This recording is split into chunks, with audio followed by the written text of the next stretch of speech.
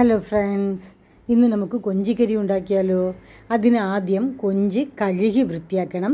അതിൻ്റെ നടുക്കുള്ള സ്ട്രിങ് ഒക്കെ എടുത്തു മാറ്റണം കേട്ടോ. 2 സവാള ഇതുപോലെ ചെറുതായിട്ട് കൊത്തി അരിയണം. ആവശ്യത്തിനുള്ള കറിവേപ്പില എടുക്കണം. 1 കപ്പ് തേങ്ങ വേണം. 1/4 ടീസ്പൂൺ മഞ്ഞൾപ്പൊടി, 1/4 ടീസ്പൂൺ മുളക് പൊടി, 1 ടീസ്പൂൺ മല്ലിപ്പൊടി, ആവശ്യത്തിനുള്ള ഉപ്പ്, 1/4 ടീസ്പൂൺ ഗരം മസാല. ഇത്രയാണ് നമ്മൾ എടുക്കേണ്ടത്. ആദ്യം പാൻ അടുപ്പത്ത് വയ്ക്കാം. അടുപ്പത്ത് വെച്ചിട്ട് ഒരു 6 സ്പൂൺ വെളിച്ചെണ്ണ ഒഴിക്കണം. ഇതിലേക്ക് ആദ്യം കറിവേപ്പില ചേർക്കാം. അത് കഴിഞ്ഞ് നമുക്ക് സവാള കൂടെ ചേർത്ത് നന്നായിട്ട് വഴറ്റണം.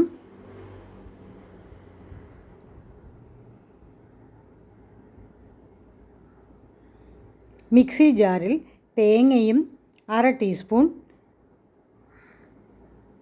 പെരുംജീരകവും ചേർത്ത് അരച്ചെടുത്ത് നമുക്ക് പാല് പിഴിഞ്ഞ് വയ്ക്കാം.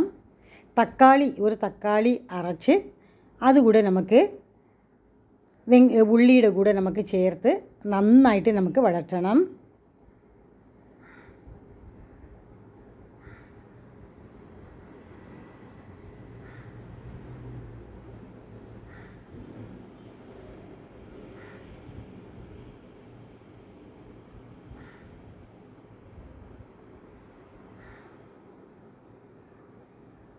ഇതിലേക്ക് നമുക്ക് ആദ്യം മഞ്ഞൾപ്പൊടി ചേർക്കാം.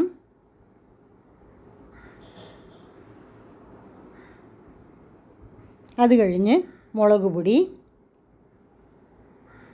മല്ലിപ്പൊടി, ഗരം മസാല എല്ലാം കൂടെ ചേർത്ത് നമുക്ക് നന്നായിട്ട് മിക്സ് ചെയ്യണം. ആവശ്യത്തിനുള്ള ഉപ്പും കൂടെ ചേർത്ത് നന്നായിട്ട് നമുക്ക് മിക്സ് ചെയ്യണം.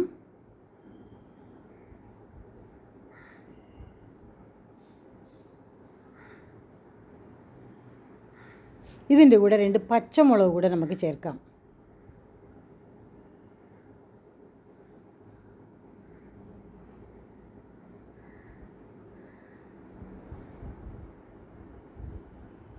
നമുക്ക് ഇനി കഴുകി വച്ചിരിക്കുന്ന കൊഞ്ച് കൂടെ നമുക്ക് ഇതിൻ്റെ കൂടെ ചേർത്ത് നന്നായിട്ട് നമുക്കിതിനെ മിക്സ് ചെയ്ത് അടപ്പ് വെച്ച് നമുക്ക് അടച്ച് സ്ലോ ഫ്ലെയിമിൽ നമുക്ക് ഒരു 5 മിനിറ്റ് നമുക്ക് കുക്ക് ചെയ്യാം. കൊഞ്ച് നന്നായിട്ട് വെന്ത്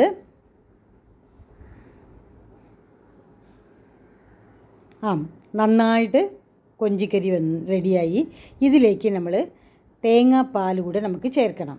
ഇതിൽ തേങ്ങയും പെരുംജീരകവും 1 കഷ്ണം ഇഞ്ചിയും വെളുത്തുള്ളിയും കൂടെ ചേർത്താണ് അരച്ച് പാൽ പിഴിഞ്ഞത്.